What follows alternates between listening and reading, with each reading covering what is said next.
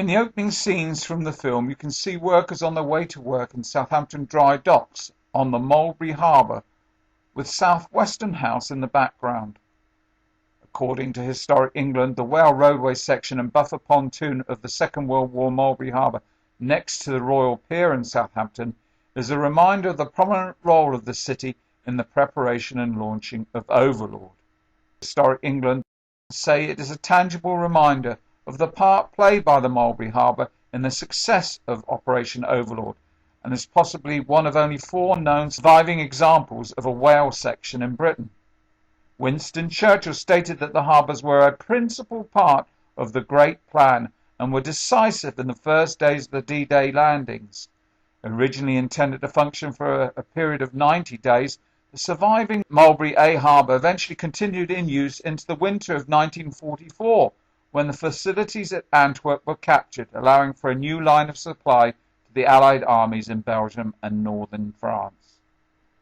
Churchill had conceived of creating rudimentary harbours by sinking sand-filled barges during World War I, and remained a strong advocate of the potential of artificial harbours. In 1941, the War Office established a department to evaluate and refine artificial harbour design under Major General D.G. McMullen, Brigadier Bruce White and Major Conrick of the Royal Engineers. The artificial harbours were made up of 3 structures: outer breakwaters, pierheads and floating roadways that connected to the shoreline. Each component was given a code word to maintain secrecy for the operation. The breakwater comprised 3 elements: a floating outer line of connected hollow steel breakwaters, Bombardons, the Phoenix caissons. They were very large rectangular concrete structures that can be seen in the film that were airtight, enabling them to be sunk and refloated, and an assembly of 60 obsolete vessels that would be scuttled to form a protective line of block ships, Gooseberries. The pierheads were made up of floating pontoons, Spuds, which were attached to legs that permitted the pierhead to move up and down with the tide. A total of 10 miles of floating roadways or bridges, the whales that can be seen at Southampton Pier, supported on floating pontoons, Beetles, remains of which can be seen at Hythe, connected the pierheads to the shore.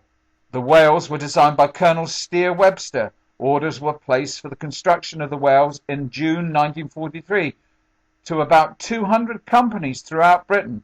For reasons of secrecy, the whales were only assembled at 2 Royal Engineer depots, principally at Marchwood, Hampshire.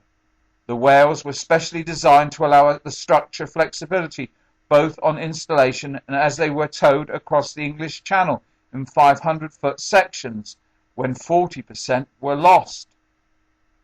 Each bridge span consisted of 2 80-feet-long steel-boxed trusses with a 10-foot wide steel plate roadway bolted to cross girders.